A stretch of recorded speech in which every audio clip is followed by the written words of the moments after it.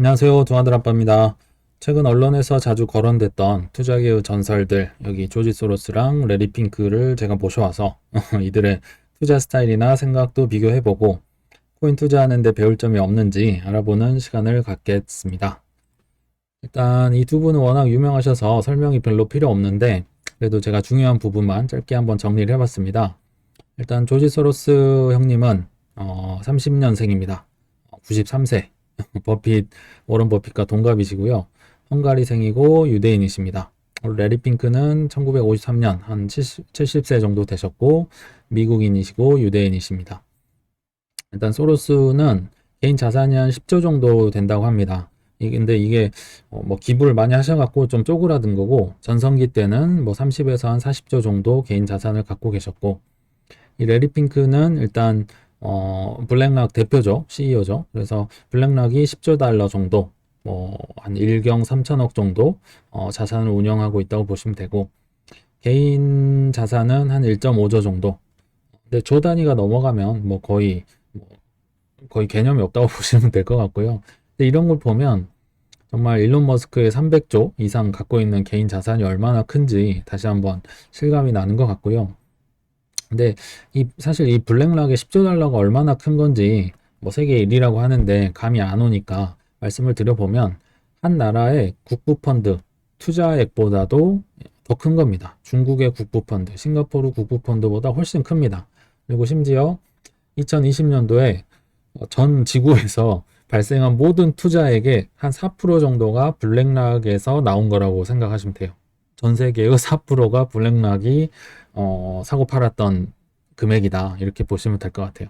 그러니까 뭐 정말 세계 최고의 자산 운용사라고 보시면 되고 일단 조지 소로스는 경력을 짧게 보면 70에서 80년 요때 퀀텀 펀드를 만들어서 수익률이 4200% 경이적인 수익률을 올리면서 유명해지셨죠. 동기간 S&P 수익률은 47%밖에 안 올랐거든요. 그래서 성공 사례가 있었고 영국 파운드와도 공매도를 치셔가지고 영국을 무너뜨리고 어마어마한 돈도 버셨고 IMF 때도 뭐 공매도를 했다고 들었는데 그때는 뭐 조금밖에 못 버신 것 같아요.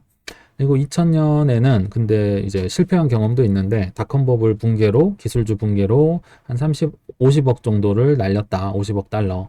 한 6조 정도 되겠네요. 근데 실패한 경험도 이거 말고도 더 있겠죠. 그리고 중국은 현재 중국 투자는 권하지 않는다. 공산당을 잘 모르고 하는 소리다. 큰일 난다. 중국 예전에 해봤더니 안 되겠더라. 이렇게 얘기를 하시는 거고. 레리 핑크는 이제 개인 회사를 처음에는 들어갔어요. 그래서 투자 운용사 들어가서 86년에 근데 금리 막 초고속 승진을 했어요. 워낙 유명하니까 뭐 똑똑하니까. 그래서 전무되고 뭐 엄청 빨리 승진하다가 금리 방향 한번 잘못 맞춰 예측해가지고 1억 달러를 손실을 보고 한 1,400억 정도 됐죠. 1,300억 정도. 그리고 퇴사를 하십니다. 그러니까 한 3세, 4세 요때 큰 실패를 하신 것 같은데 이때 뭐 빨리 한 실패는 좋다고 이때부터 이제 리스크 관리에 대해서 평생 개념을 갖고 철저하게 준비를 했다고 합니다. 그리고 이렇게 자산 가격이 폭락할 때마다 부자들이 나온다고 하잖아요.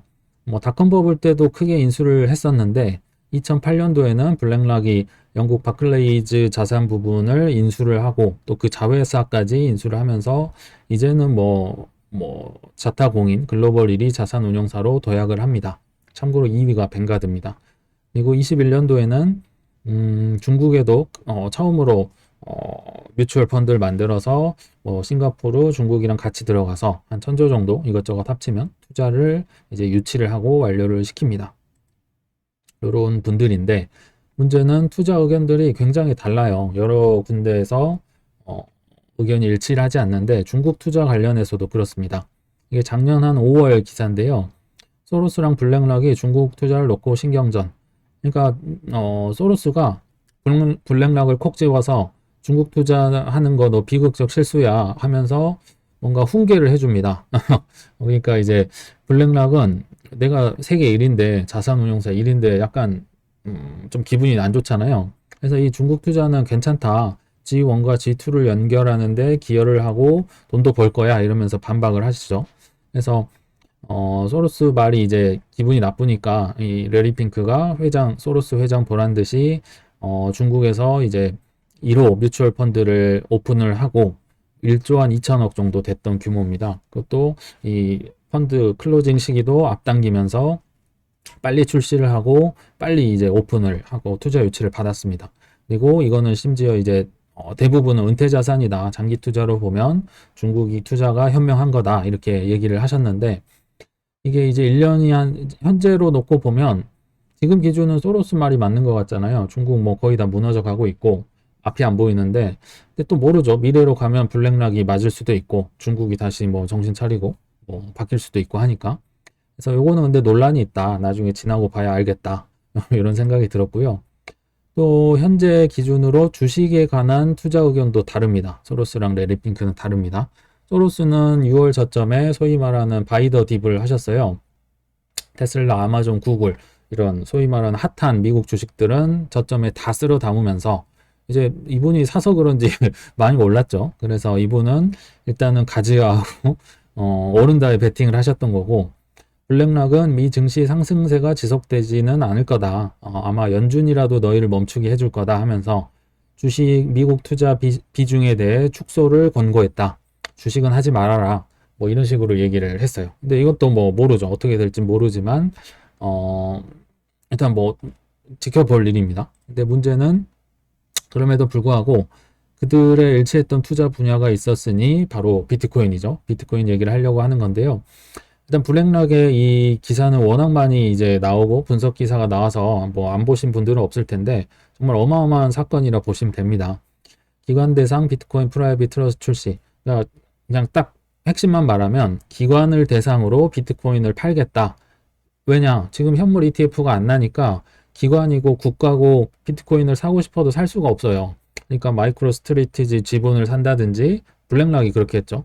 아니면 거래소 지분을 사든지 뭐 그레이스케일의 GBTC를 산다든지 뭐 3쿠션으로 살 수밖에 없는데 그래서 현물 ETF를 지금 목 놓아 기다리면서 기대를 했던 건데 블랙락이 그걸 해버렸어요. 내가 사게 해줄게. 누구랑? 코인베이스랑 협업해서 사게 해줄게. 우리 시스템에 들어와봐. 그러면 다 팔을 거야. 이렇게 지금 알라딘이라는 투자 플랫폼을 통해서 할 수 있게 이제 해버리는 겁니다. 그럼에도 불구하고 가격은 오르지 않으니까 지금 아무도 뭐 개미들은 관심도 없고 뭐 그냥 그랬네 하고 넘어가고 있죠. 그리고 이것도 기억나실지 모르겠는데 아마 그냥 넘어가셨을 거예요. 조지 소로스도 작년 7월에 비트코인 투자를 한다고 선언을 하셨어요. 근데 그 7월이 언제냐면 요때입니다. 요때 7월 2일 기사죠. 그러니까 요때 그러니까 이 부다빔 부처이나 하면서 엄청 크게 떨어지고 나중에 더 떨어져서 정말 최악의 시기를 보내고 있을 때 이런 기사가 떴었어요. 근데 아무도 관심이 없죠. 왜냐 가격이 이러니까 뭐 소로스가 할아버지가 투자를 해도 뭐 올라야 이걸 쳐다보지 하면서 다 그냥 넘기셨습니다. 그러다가 이제 10월 작년 10월에 쌍고점 찍고 막 신고점 랠리 할 때 그때서야 이제 가격이 오르니까 사람들이 쳐다보기 시작합니다. 사실 조지 소로스는 비트코인에 투자했다고 7월에도 얘기했고 그 전에도 얘기를 했어요. 근데 아무도 관심 없다가 이제 10월쯤 되니까 이런 기사가 엄청 터지기 시작하는 거예요. 그러니까 가격이 오르니까 쳐다보는 거죠. 5개월 전에 투자했는데 뭐 그때는 관심도 없다가 지금에서야 이렇게 하고 있으니까 오르니까. 그러니까 지금 블랙락도 마찬가지잖아요. 지금 기관 투자 시스템을 갖춰놨는데도 뭐 가격이 뭐 재미없으니까 이제 제가 마음 이해되네 뭐 이렇게 표현을 한 거고요. 그래서 일단은 그들은 선택을 했다 비트코인을. 근데 일단은 또 블랙락이 투자 방법이 과거에 어떻게 했는지를 알아봐야 되잖아요. 왜냐면 뭐 세계 1위 자산 운용사고 뭐 돈 버는 방법은 귀신같이 잘 알 거니까 이들의 투자 방법을 어떻게 하는지를 보면 비트코인 가지고도 어떻게 하겠다 이런 게 예측이 되니까 이들의 투자 방법을 일단 제가 한번 알아봤어요. 블랙락 홈페이지를 들어가 보니까 정말 크게 맨 앞에 메인 홈페이지에 넷 제로 전환과 투자, 탄소 중립한다는 거죠. 그리고 지속 가능한 투자, 뭐 ESG 통합, 지속 가능한 투자 솔루션 이런 거 엄청 써 있어요. 이게 제가 계속 얘기 드렸던 금융 세력들의 어젠다라고 했잖아요. ESG, 탄소 중립, 뭐 노조 만들고 물류 대란, 뭐 이런 것들 지속 가능. 그러니까 근데 문제는 이렇게만 하고 이렇게 투자를 해서 뭐 ETF도 만들고 뭐 ESG 지수도 만들고 해서 돈을 버는 것까지는 오케이 이해를 하겠는데 문제는 자꾸 앞말과 뒷말이 다르단 거예요. 손바닥을 엄청 뒤집습니다.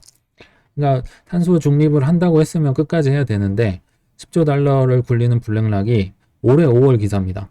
기업들이 갑자기 무리한 탄소 중립 경영에는 제동을 걸 것 하면서 탄소 중립하는 뭐 친환경 한다는 회사 임원을 3명을 주주총회 가서 잘라버려요. 블랙락이. 그리고 우크라이나 전쟁 때문에 에너지난이 심화되고 있으니까 나 이 기후변화 대책 탄소 중립하는 데 반대표를 던지겠다. 갑자기 이런 소리를 하면서 근데 왜 이런 소리를 했을까요? 보시면 이건 작년 5월 기사거든요. 작년 5월 기사에 ESG 뭐 친환경 한참 한다고 얘기를 했는데 친환경 기업만 ESG 투자를 받는 게 아니라 석유 회사들이 엄청 많은 거예요. 석유 회사의 본인들도 투자를 많이 해놨고 뭐 ESG 지수라는 걸 만들었는데 거기에서 석유 회사 뭐 엑손모빌 뭐 셰프론 이런 데는 엄청 집어넣어 놓고 이제 테슬라는 빼버렸죠. 친환경 전기차는 ESG 지수에서 빼버리고 석유 회사들은 몽땅 집어넣고 펀드에 다 집어넣은 거예요. 왜냐? 내가 샀으니까. 내가 사서 이제 돈 벌려고. 지금 말 바꾸는 거잖아요. 석유 회사 사놓고 이제 다 무리한 건 안 할 건데 이러면서 석유 값이 어마어마하게 올라버렸죠. 뭐 쉐보론 뭐 주식값도 올랐겠지만 뭐 석유 쪽에 투자, 뭐 채굴 기계도 투자를 하고 하면서 블랙락은 어마어마하게 돈을 벌었다. 이게 많이 보신 것 같죠? 뭐 중국도 그랬었고, 뭐 이게 근데 뭐 블랙락이나 중국만 욕할 게 아니에요. 뭐 우리나라도 똑같습니다. 이게 며칠 전 기사인데요. 공기업들 자산 팔아라 누가 샀나 봤더니 모피아의 그림자가. 이제 새 정부 들어서 경제가 어려워지니까 공기업들을 압박을 하고 있잖아요. 뭐 임금을 뭐 삭감해라, 뭐 건물 팔아라, 뭐 해외 나가지 말아라 계속 이렇게 하고 있는데 이게 처음 있는 일이 아니고 박근혜 정부 때도 기재부가 공공기관들에게 자산을 팔라 했고 그래서 실제로 한국석유공사에서 사옥을 팔았어요. 근데 나중에 이 건물을 누가 샀는지 한번 알아보니까 기재부의 임원들이 여기 부동산 투자회사를 만들어 갖고 1대 회장, 2대 회장, 3대 회장 이렇게 하고 있는 거예요. 그래서 이 석유공사 건물을 큰 걸 사가지고 석유공사에 임대를 주면서 뭐 5년인가에 뭐 500억인가 벌었다. 임대를 계속 받고 있다. 이게 기사가 난 거예요. 이게 새로운 방법이 아니다. 블랙락도 그런 마찬가지고 중국도 뭐 채굴하지 말라면서 채굴하고 있고 이거는 그냥 공통 사항이다. 이거를 일단 아셔야 된다는 차원에서 말씀을 드린 거고 또 이 블랙락 파급 효과를 굉장히 저평가하고 가격이 안 움직이니까 마치 조지 소로스가 작년 7월에 비트코인 샀는데 아무 반응 없다고 하는 것처럼 지금 그런 상황이잖아요. 근데 제가 볼 때는 현물 ETF급 그 이상의 효과가 있다고 보입니다. 근데 이게 개미들한테가 아니라 국가나 기관들에게 이 현물 ETF급이다. 개미는 지금도 사고 팔고 할 수 있는데 국가 기관이 못 사서 현물 ETF를 계속 우리가 요청을 했던 거잖아요. 기대를 하고 이제 들어올 거라는 기대감 때문에. 근데 블랙락이 그걸 했어요. 어마어마한 건데 되게 태연하게 그냥 넘어가고 있어요. 우리는 공룡 블랙락이 바꿔놓을 비트코인의 미래 이런 거 기사 엄청 떴거든요. 최근에 4, 5년 전엔 레리 핑크가 비트코인은 돈 세탁 지표로나 쓴다면서 엄청 평가 절하를 했는데 올해 4월에 이제 USDC 만드는 서클사를 이제 지분을 사고 엄청 투자를 했죠. 그래서 이제 루나를 쓰러뜨렸다. 경쟁자였죠. 스테이블 코인. 뭐 그런 얘기도 있었고 코인베이스랑 손을 잡으면서 이제 기관들한테 비트코인 거래 상품을 제공을 했다. 그러니까 쉽게 말하면 정말 기관과 국가에 비트코인을 사고 팔 수 있게 했다. 뭐 선물도 할 거고 위험관리 헤지펀드 서비스까지 다 할 거다. 정말 어마어마한 사건이다. 근데도 가격이 없으니까 베리 실버트가 맨날 놀랐다고 하면서 얘기를 하는 거고 아무 일도 안 벌어지는 게 참 신기하다. 그리고 재밌는 사실로는 우리의 적이었죠. 중앙은행들이 지금은 비트코인을 아주 쉽고 안전하게 투자할 수 있는 방법이 생겼다. 블랙락 때문에. 이런 재밌는 사실이라면서 얘기를 했었죠. 그래서 이제 혹자는 SEC가 현물 ETF를 미승인한 이유는 블랙락을 통해서만 중앙은행, 국부펀드, IT공룡, 시중은행 등이 싼 가격에 매수를 할 거다. 이렇게 얘기를 하는 거예요. 쉽게 말하면 블랙락이 SEC에 뭐 로비를 하든 양념을 쳐서 ETF를 승인을 안 시켰다. 왜냐? 이게 승인이 돼버리면 블랙락뿐만 아니라 뭐 모든 투자 자산 운용사, 기나 고동이나 ETF 다 팔 거 아니에요. 그러면 블랙락 내가 1인데 나 돈 못 벌잖아요. 그러니까 블랙락이 이거 일단 뭐 로비를 하든 뭘 해서 막아놓고 지금 게리 겐슬러가 막아줬죠. 나를 통해서만 사세요. 중앙은행들이고 펀드들이고 시중은행들이고 나를 통해서만 사세요. 지금 이렇게 홍보를 하고 있는 거예요.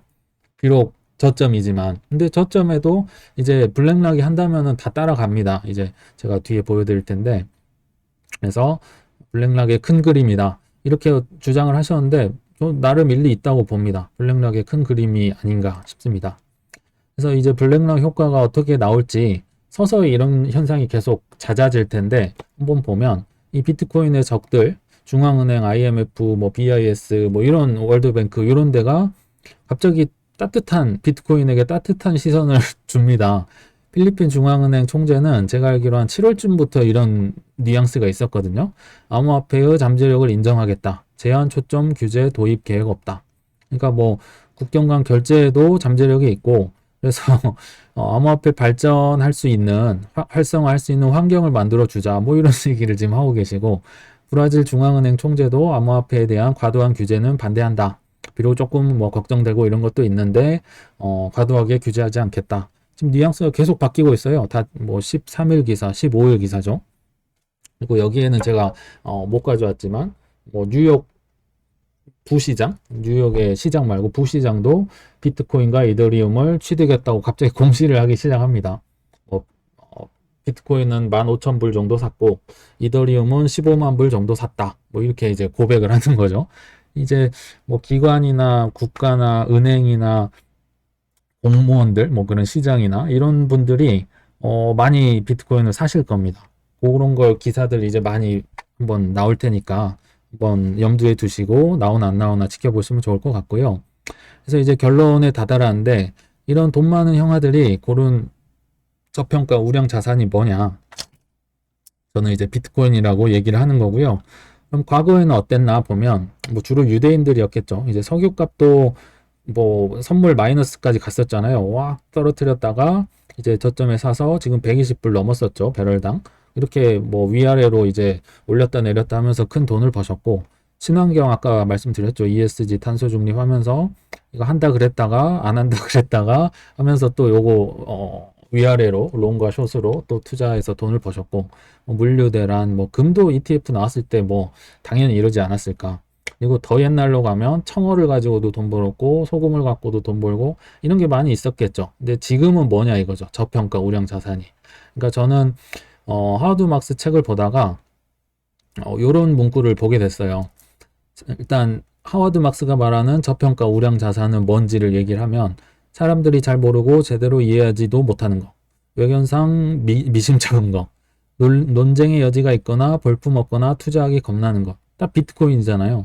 유시민이 뭐 거품 물고 막 반대를 했었던 논쟁의 여지. 그리고 투자하기 겁나잖아요. 위아래로 엄청 흔들어대니까. 그리고 훌륭한 포트폴리오에 포함시키기에 부적절하다고 여겨지는 거. 지금 뭐 기관이나 국가도 못 사는 데다가 부자 어르신들 거의 없잖아요. 거의 위험하니까 모르겠으니까 부적절하다고 여겨지죠. 포트폴리오에. 그리고 평가가 제대로 이루어지지 않고 인기 없고 사랑받지 못하는 것. 뭐 기관이랑 뭐 국가들이 살 수가 없으니까 당연히 사랑받지 못하고 인기가 없는 거죠. 그래서 하워드 막스가 비트코인을 마음에 두고 이런 얘기를 하진 않았을 텐데 제가 볼 때는 비트코인인 것 같고요. 뭐 블랙락이나 뭐 다른 글로벌 세력들이 볼 때도 비트코인이라고 투자를 생각을 했으니까 이렇게 투자를 하지 않았을까 이렇게 싶습니다. 그래서 블랙락 등은 이제 비트코인을 저평가 투자 자산으로 선택한 것으로 보이는데 이게 어쩌면 블랙락의 나비 효과가 코인 투자자들이 그렇게 고대하던 증시와의 디커플링 현상을 불러일으킬지도 모른다는 생각도 하게 됐습니다. 그들은 새로운 판을 만들어버릴 돈과 힘이 있잖아요. 네, 그럼 시청 감사합니다.